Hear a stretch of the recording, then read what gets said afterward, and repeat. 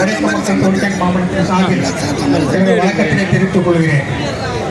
தொழிற்சங்க இயக்கம் தொடர்ந்து சில ஆண்டு காலமாக மத்திய அரசு தொழிலாளர்கள் மீது மக்களின் மீது தொடுக்கப்பட்ட விரோத நடக்கையை எதிர்த்து பல்வேறு இயக்கங்கள் தொடர்ந்து நடத்தி வருகிறோம்.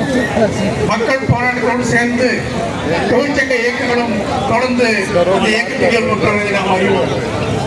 அதன் அடிப்படையிலே இன்றைக்கு மத்தியிலே ஒரு பெரிய மாற்றம் ஏற்பட்டிருந்தாலும் தற்காலிகமாக மோடி பிரதம அமைச்சராக இருந்தாலும் பிரதமராக இருந்தாலும் இது நிச்சயமாக நீடிக்கப் போவது என்பது நமக்கு தெரியும். இருந்தாலும் இந்த குறைந்த காலத்தில் இருக்கக்கூடிய காலத்தில் அவருடைய போக்கில் எந்த விதமான மாற்றம் இல்லாமல் தொடர்ந்து பொதுமக்கள் மீதும் தொழிற்சங்கத்தின் மீதும் தொடர்ந்து ஒரு தாக்குதல் நடவதை நாம் பார்த்துக் கொண்டிருக்கிறோம். தொழிற்சங்க சட்டங்களை அந்த 4 கோடுகளை உடனடியாக அமல்படுத்த போகிறோம் என்று அந்த தொழிலாளர் அமைச்சர் அண்மையில கூட தைரியமாக சொல்லியிருக்கிறார். ஆகவே நாம் தொடர்ந்து போராட வேண்டிய இந்த கட்டத்தில் இருக்கிறோம். அதே போன்று இந்த கிரிமினல் சட்டங்களையும் மிக மோசமாக மாற்றம் செய்து அதற்கு வைத்திருக்கிற தலைப்புகள் எல்லாம் இந்தியிலேயும் சமர்ப்பிலையும் வைத்து யாருக்கும் புரியாத ஒரு சூழலை ஏற்படுத்தி இன்றைக்கு இந்தியா பூராவும் ஒரு பெரும் போராட்டம் நடத்தி வருவதை நாம் பார்க்கிறோம்.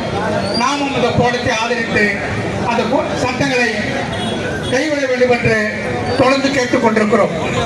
ஆகவே தொழிற்சங்கங்களுக்கு இருக்கின்ற கடமையில் நிறைவேற்ற வகையில் தொழிலாளர்களோடு பொதுமக்களோடு சேர்ந்து தொடர்ந்து போராடுவதற்கு தொழிற்சங்கங்கள் நிச்சயமாக முன்னிற்கும். அதற்கு உழைக்க மக்கள் தொழிற்சங்க மாமன்றம் உடனே ஏற்பட்டு கூறி விடைபெற நன்றி, வணக்கம்.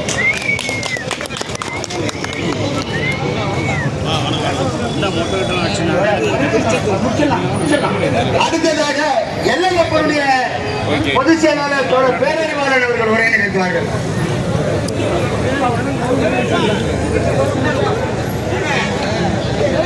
மக்கள் விரோத ஒன்றிய அரசை கண்டித்து இங்கே நடைபெற்றிருக்கக்கூடிய தொழிலாளர்கள் பெருந்தலும்